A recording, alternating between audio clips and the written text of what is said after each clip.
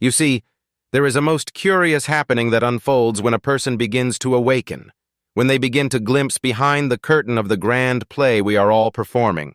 And the curious thing is this: they become, in a way, unsettling to others. Now, why is that? Why would the simple act of seeing clearly feel like a threat? Why would one who perceives the deeper currents of the river of life cause such a ripple of unease? Well, let us explore this. It touches upon one of the most fascinating patterns in the human mind, and it unveils something quite profound about the very fabric of our shared dream, our societies, and the fragile identity we cling to. You see, the majority of us exist within a kind of silent, mutual pact. We have all, without ever speaking of it, quietly agreed to uphold a particular version of the world.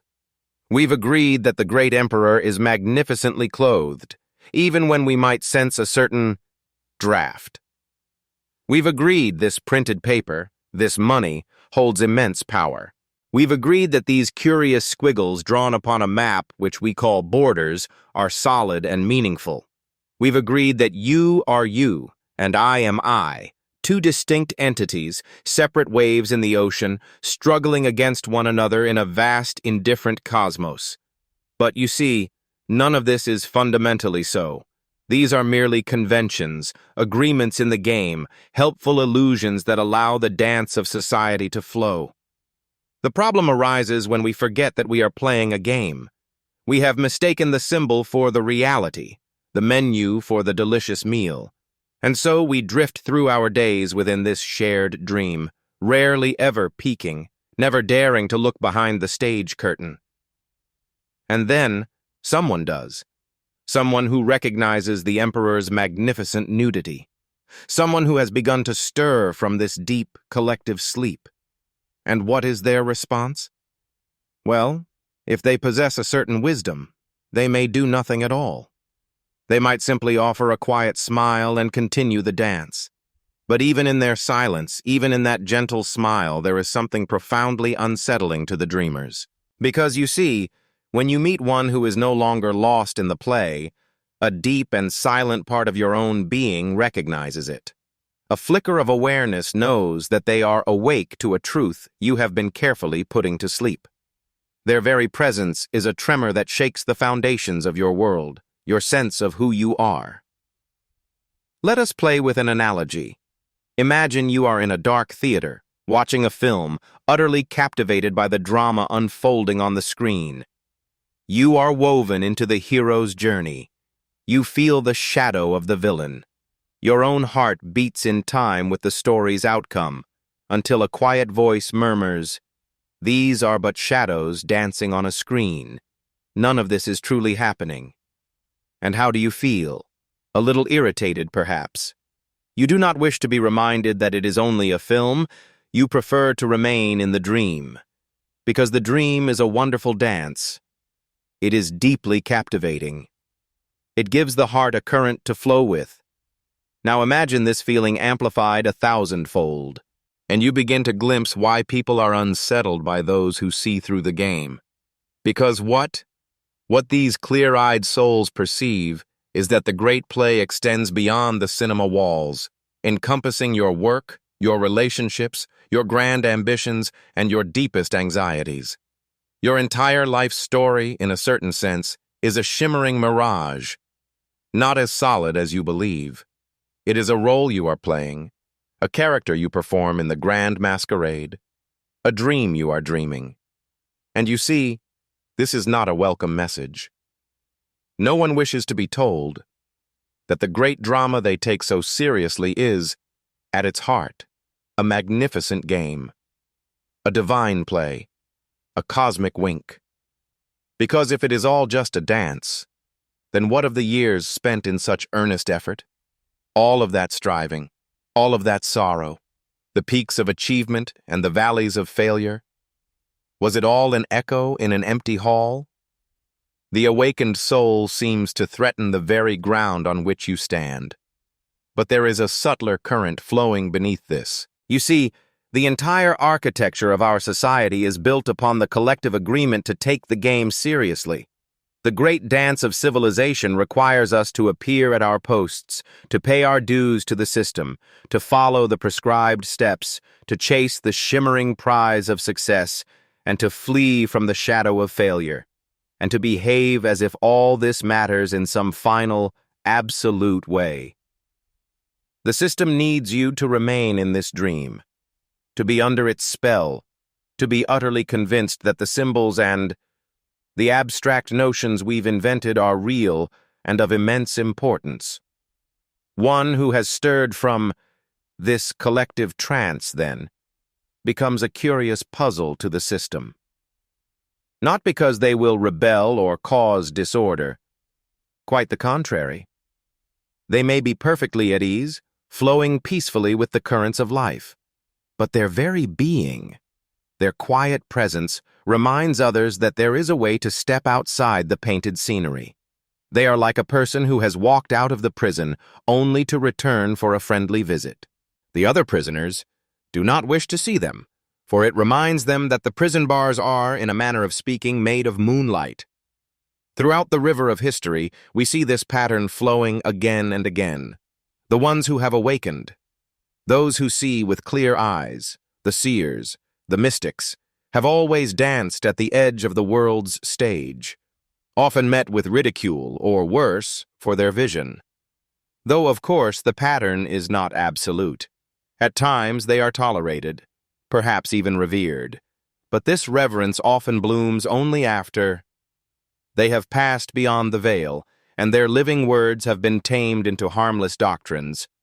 But in their lifetime, when the music of their being is actually playing, showing that life can be a dance rather than a struggle, a deep disquiet stirs in the hearts of many. Consider Socrates, who was asked to drink poison for unsettling the young minds of Athens. But what was his true transgression? He simply invited people to question, to look within themselves, to peer through the phantom curtain of convention that society calls reality. And for this simple act of seeing, he was offered a cup of hemlock. The game's managers could not abide a voice revealing that the emperor was, in fact, gloriously naked. Or reflect on the story of Jesus, whose journey ended on a cross for a very similar kind of seeing. He was pointing to a sky beyond the ceiling painted by the institutions of his day. His message was a simple, yet shattering one. The kingdom of heaven is not out there, but within you. That no priest, no temple, no grand ritual is the gatekeeper to the divine. Now this was a profoundly unsettling melody to the established order, both sacred and secular, for if the people truly heard this music, the very foundations of their carefully constructed world would dissolve. The one who sees holds up a mirror to a truth most would rather keep veiled, even from their own reflection. And the truth is this: you are not the person you imagine yourself to be. That constant chatter in the skull, the one you call I, that anxious, worried little ghost, always grasping for a future, always trying to become something more. That is not the real you. It is a ripple of thought, a groove worn into the mind, a mask you have worn for so long, you have forgotten the face beneath. What you truly are is immeasurably vast, a mystery far deeper than this constricted sense of self. You are the silent awareness in which this entire play of life unfolds. You are not a separate fragment from the world, from the universe, from existence itself. You are the universe experiencing itself at this very point in the dance of time. In the same way that a wave is what the entire ocean is doing, right here and now. But to truly see this awakening, it gently unravels the very fabric of the social game, has woven a story of who you ought to be and the path you must follow in this grand play. It gently unravels the very thread of striving, of becoming, of this frantic race to build an ego. Because if you are already the destination, if you are the whole universe gazing out through your own eyes, then what journey is there left to take? What prize is there to be won? But do not mistake this for a descent into passivity, into a listless and irresponsible slumber. No, quite the opposite is true. They often find themselves more alive in the world, flowing with creativity, moved by a boundless compassion. But they are playing the great game of life with a lucid awareness, without being caught in its net. They are in the dance, and they are awake to the fact that they are dancing. And this awareness, this simple knowing, this freedom is what can feel so unsettling to those still dreaming. For in the presence of such a being for any time, a subtle shift begins. The solid ground of your certainty begins to tremble beneath your feet. The familiar stories you have lived by suddenly begin to sound like a distant echo, and the very fears and longings that once pulled your strings begin to loosen their hold. And this, of course, is profoundly frightening, because these beliefs, these very stories, these currents of hope and fear, have been the compass by which you navigated your world. They are your map of reality, and if the map is discovered to be a beautiful but illusory drawing, then you feel adrift in an uncharted sea. The one who sees does not need to speak a single word of challenge. Their very way of being, their quiet presence in a room, radiates a freedom that acts as a mirror, reflecting the chains that others do not see.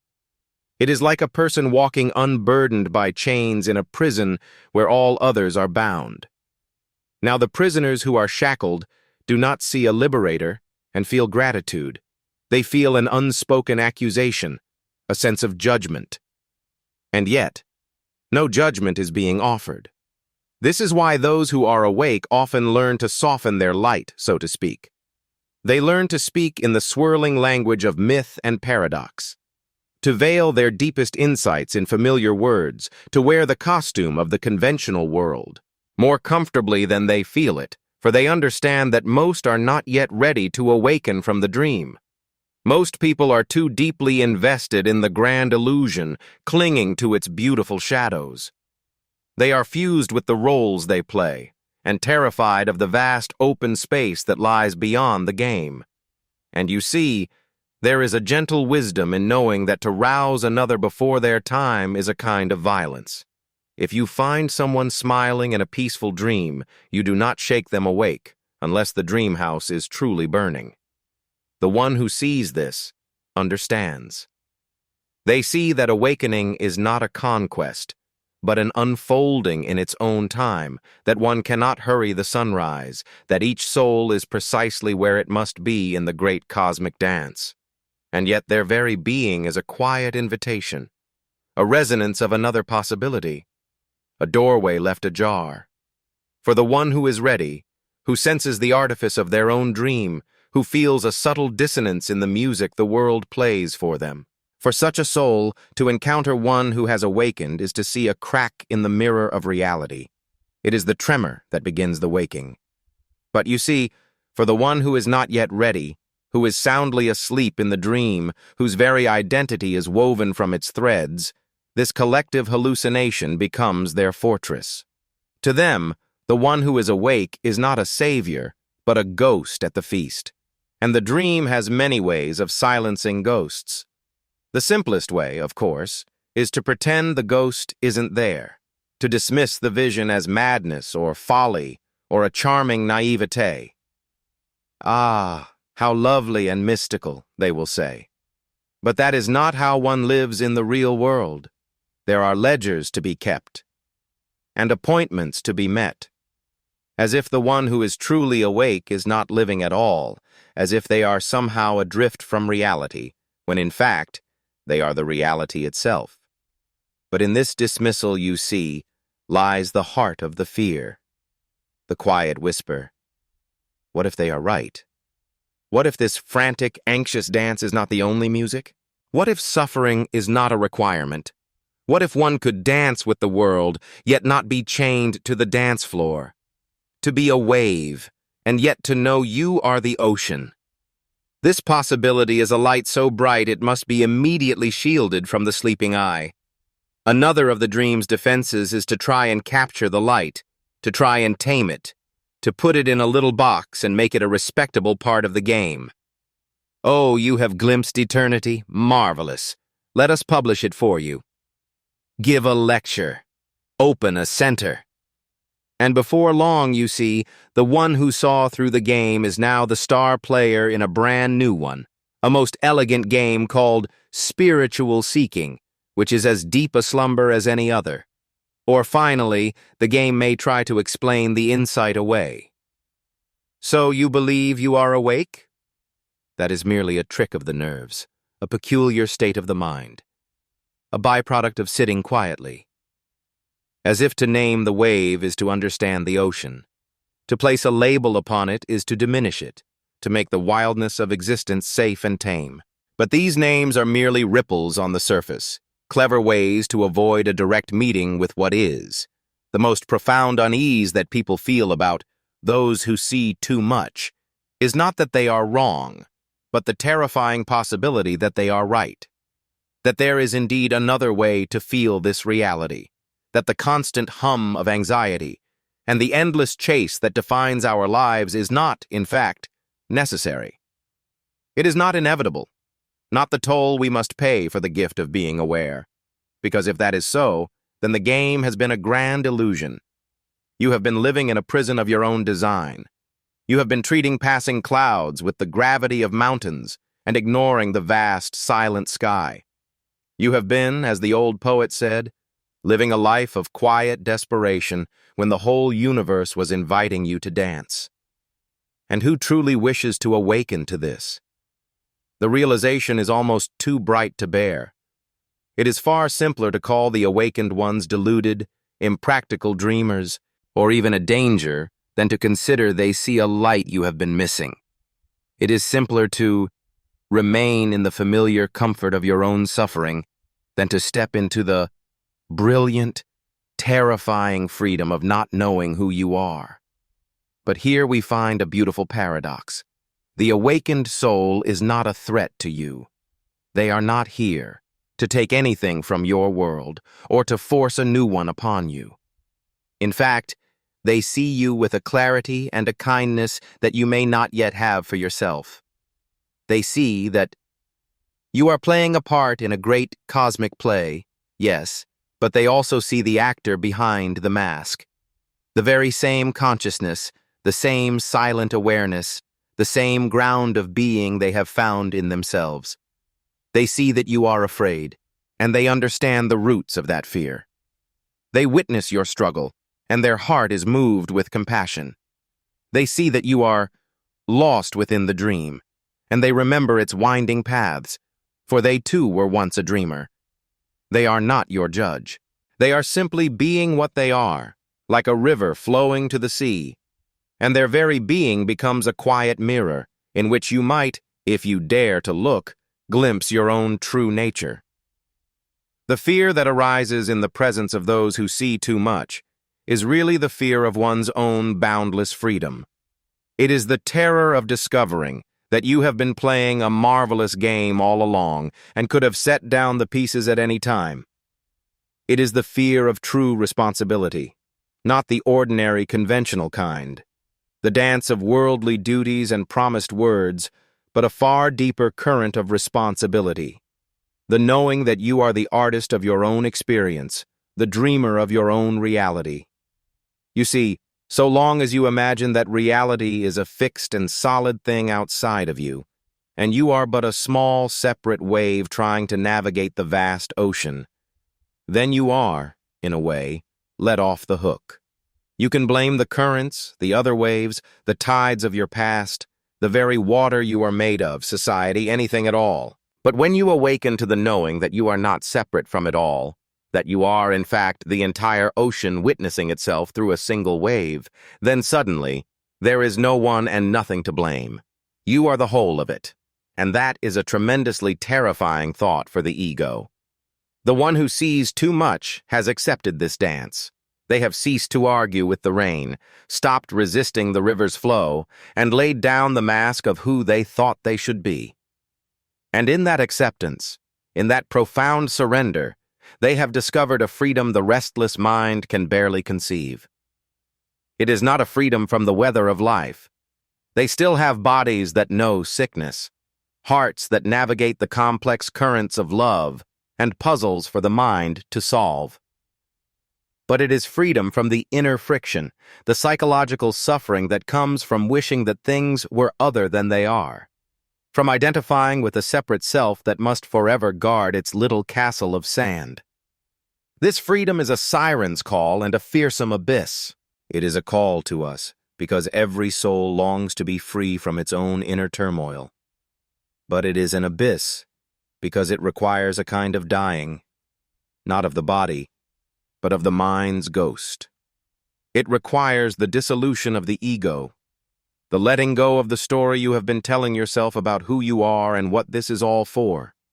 And no one wants to let go of their story, even a painful one, even when that letting go would open the door to a life more vast. And so, people fear those who see deeply, for they are a mirror to a kind of death, the death of comfortable illusions, the death of the familiar shore, the death of the known. But they also mirror a kind of birth, a waking up into reality, into the silent presence of now, into the vastness of your true nature. And birth, just like death, is frightening, even when it is precisely what is needed to happen. The great cosmic jest is that this very fear causes people to turn from the one thing their hearts truly ache for. Beneath all the rush and the chase, the worry and the scheme, there is a deep, quiet longing for peace, for a sense of wholeness, for the simple grace of coming home to yourself. The soul who sees beyond the veil has found its home, not by journeying to distant lands or becoming someone new, but by simply awakening to the truth of what is and always has been. And so their quiet message, though rarely spoken in words, echoes through the silence. You too can awaken from the dream. You need not live in fear. There is no need to take the unfolding play so seriously. There is no need to spend the river of your life trying to become a different current than the one you are. You are that. You have always been that. You could never be anything else. But this truth, this message, is so wonderfully simple, so immediate, it is easily overlooked. The mind desires a grand puzzle, a difficult quest, a distant shore. It asks for a map to follow, a prize to be won, a task to complete. And to this, the awakened one simply says, "But where would you go when you are already here? What is there to do when it is already being done?" And this, you see, can be utterly maddening, for it gently pulls away the very ground from beneath the great project of improving the self. So a quiet fear arises for those who see, for they are mirrors reflecting the great cosmic jest, the divine play, the final, beautiful irony, that what you are seeking is the one who is seeking, that the seeker and the sought are one and the same, that you are the very thing you have been looking for. And when you finally see the punchline, when the light of awareness truly dawns, you cannot help but let a deep laugh arise from the silence. But until then, this laughter sounds like mockery, and their deep peace looks like indifference, and their boundless freedom feels like a quiet judgment on the race you are running.